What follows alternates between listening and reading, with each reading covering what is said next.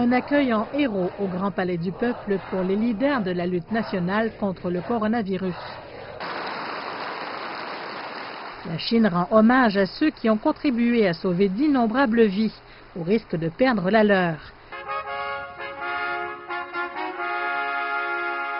Le plus grand expert en maladies infectieuses au pays, le docteur Zhong Nanshan, a reçu la médaille de la République, la plus haute distinction nationale. L'homme de 84 ans a joué un rôle de premier plan dans les efforts du pays pour contenir le virus et il fut, en janvier, le premier en Chine à confirmer la transmission interhumaine.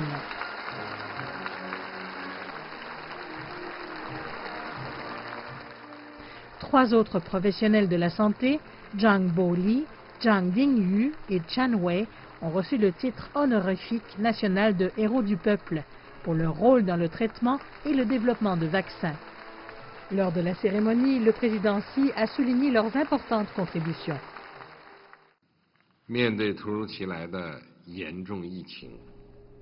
Les travailleurs médicaux ont relevé le défi, ils ont risqué leur vie pour sauver les autres. Ils ont construit une grande muraille contre le virus, sauvé les patients mourants et mis en valeur la bonté et l'amour des intéressés. 1500 personnes et 500 groupes et institutions ont aussi été reconnus, ainsi que 200 autres membres du Parti communiste chinois et 150 organisations du parti. Le président Xi a déclaré que le pays, le peuple et l'histoire ne les oublieront pas.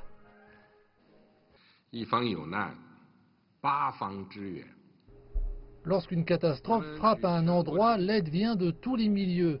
La Chine a mobilisé l'ensemble du pays et mené un sauvetage sans précédent.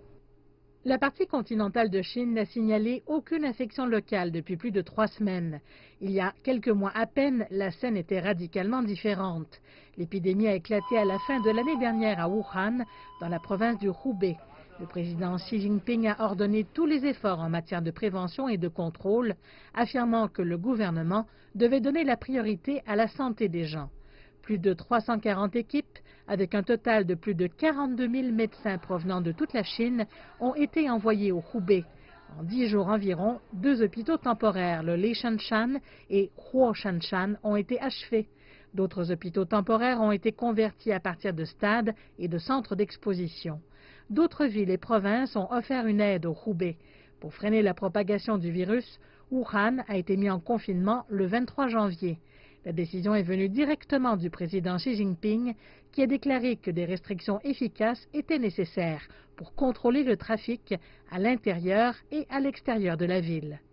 Le confinement a été levé le 8 avril et moins de 3 semaines plus tard, tous les hôpitaux de Wuhan voyaient leurs derniers patients exempts du Covid-19.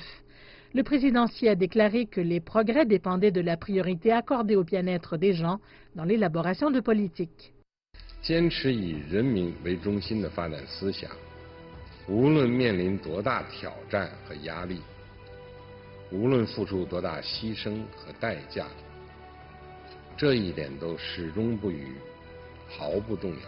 Xi Jinping a aussi indiqué que la Chine et le monde avaient travaillé ensemble dans ce combat. En plus de saluer les réalisations nationales, le dirigeant chinois a également remercié ceux qui ont mené la bataille mondiale.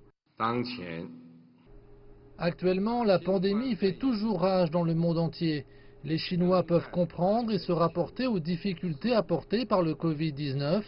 La Chine pleure ceux qui ont été tués et accorde le plus grand respect à ceux qui luttent pour sauver des vies.